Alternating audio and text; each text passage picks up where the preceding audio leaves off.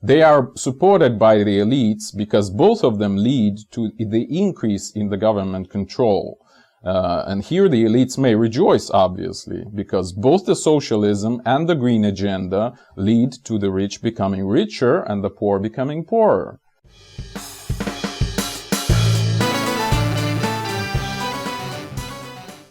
Greetings, this is Eugene the Philosopher, the greatest living philosopher after the unfortunate passing of Quentin Robert de Nameland, who has been the greatest living philosopher before me. A couple of days ago, I've read a pretty interesting article, which I'm going to link in the description, which discusses an inherent contradiction between Keynesianism and the global warming agenda. So I wish to reflect upon it a little bit in this video. So, what is Keynesianism? Well, it's basically government spending, right? So, aka socialism, really.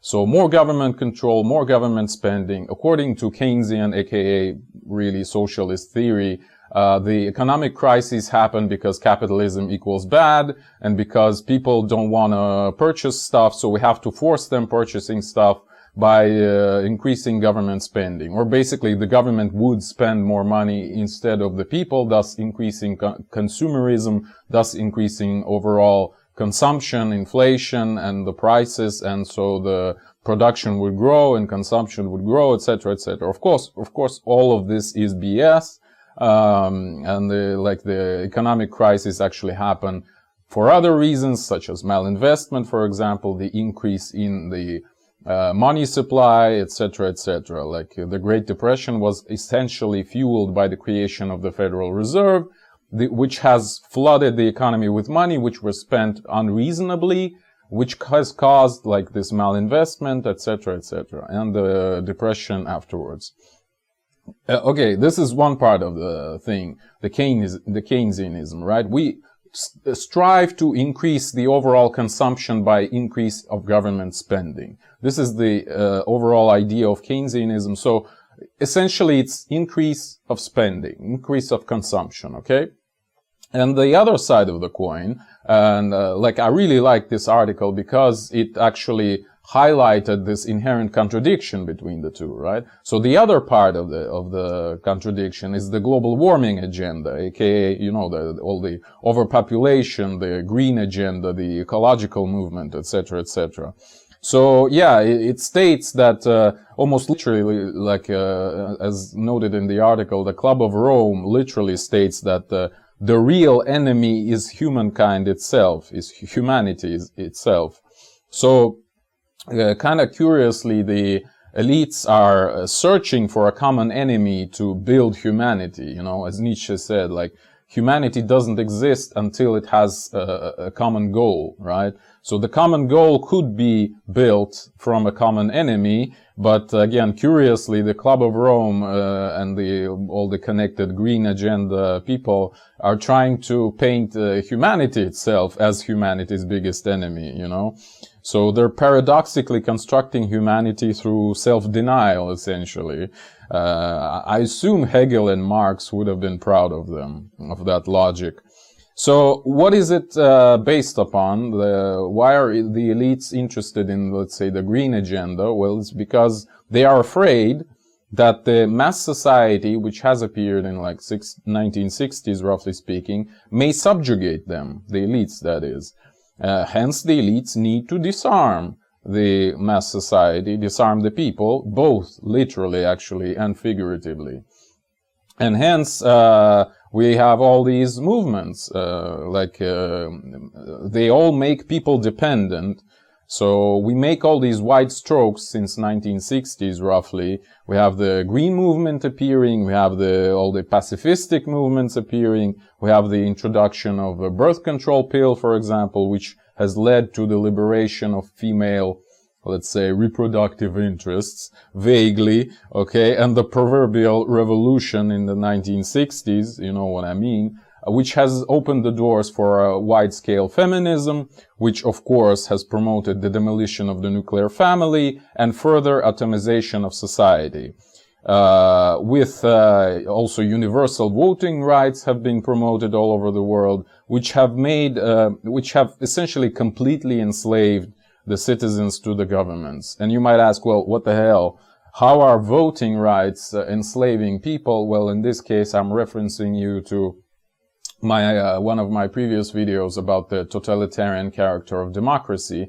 So why do we need to like widen the scope of the voting rights? Well, it's exactly because we want to make our society totalitarian, i.e. fully under the control of the elites, where the politics actually is everywhere. That is what the totalitarian society is, where everyone is involved in politics, essentially. And the more they are involved, the better, all right? It only facilitates the total control from the side of the government. And again, as one blogger rightfully noted, there comes the midterm in the US, and suddenly everyone is concerned with abortion and the female issues once again. Well, why? Well, because women are the majority of voters, and that's why, in order to involve the largest amount of the population into the politics, you need to involve females first and foremost, right? That's why we talk about the abortions and stuff. Okay. So we clearly see that these two things, i.e. the socialistic approach to economics and the green agenda, are mutually exclusive, right? Keynesianism strives to increase consumption through the increase in government spending, and the green agenda strives to decrease consumption because we're killing the planet, roughly speaking, right? So, yeah, we're either trying to increase the consumption through socialism, or we're trying to decrease consumption through the ecological activism. And these two are mutually exclusive. They're contradictory. Well, I mean, in reality, they both lead to decreased consumption, if you know anything about economics, but that's not what the socialistic theory states. It actually states that Keynesianism helps, whereas in reality it makes everyone poorer. Well, maybe not everyone. The poor people are getting poorer and the rich are getting richer, under Keynesianism, just like any socialism, really. So, taken at face value, there seems to be a contradiction, right? So, then why does it work if the elites actually believe in it? Like, how can they, have these contradictory thoughts in their minds? Well, one explanation would be is that they're really not smart enough and simply don't see the contradiction. That's one option. But I think that a more likely explanation would be that they are supported by the elites because both of them lead to the increase in the government control.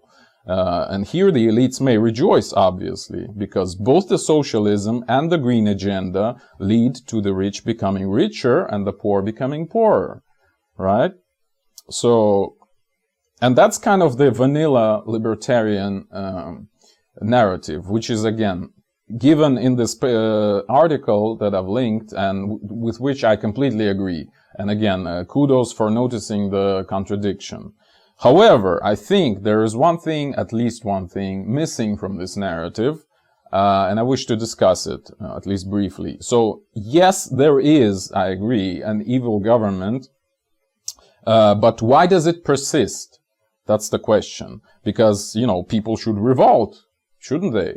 But okay, libertarians would say, yes, people would revolt perhaps, but people are brainwashed, and we, libertarians, the smart guys, should help them to see the light. And then maybe people would revolt against the oppressive government, which again, I completely agree with it. However, I think, there is a simpler view, and it is to recognize that people themselves are actually somewhat interested in that, in the agenda that is being promoted by the elites, that is. And this is actually unrecognized by libertarians, for the most part, at least. So, and watch my videos, I'm gonna link all of them, like Reciprocity of Power, where I talk about this, and The Real Source of Secret Knowledge, I think I called it, where I talk about how hierarchies work in terms of agendas and ideologies, right? So the agenda of the elites cannot really be pushed unless the other actor submits, the bottom layer of the hierarchy, actually. Because, like, the power is reciprocal. Both the lower layers of the hierarchy and higher layers of the hierarchy, they both should believe that the hierarchy benefits them in some way, at least. Otherwise, this, relationship would not be established in the first place. So the public, the poor people, roughly speaking, think that they also benefit from all of these things that are promoted by the elites, however contradictory they may be, actually, all right? So you can convince the public that it is actually in their interests, and it has been done by the public intellectuals and stuff in the last 50 plus years. So you can convince them that it is moral and just. We need socialism for equality, because it's not good when one person is like better than the other, right? Richer than the other, stronger than the other, or whatever. So we need more consumption for the poor, etc., etc. So we need Keynesianism, aka socialism, right? And at the same time, we need green stuff, because we're killing the planet. And look at all of these corals disappearing, and all of these pretty birds are endangered, etc., etc., right? We need to save the planet. So it's also moral and just, right? And yeah, pretty much that's what's going on. The elites push both of these, even though they contradict each other, the socialism and the green agenda.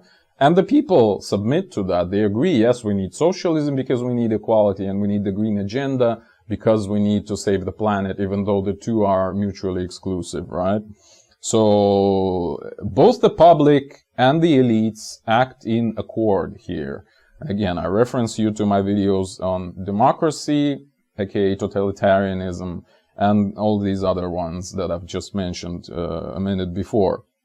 So, despite the evidence to the detrimental character of both, where socialism is anti-green and green is anti-socialistic, elites benefit more than anyone else from both, right? And we still subscribe to both the socialism and the green. And that's, in a way, that's the tragedy of humankind. That we are our own worst enemy, indeed, just like the Club of Rome has stated. We're destroying ourselves under the pretense of good deeds. Thank you for watching. The eons are closing.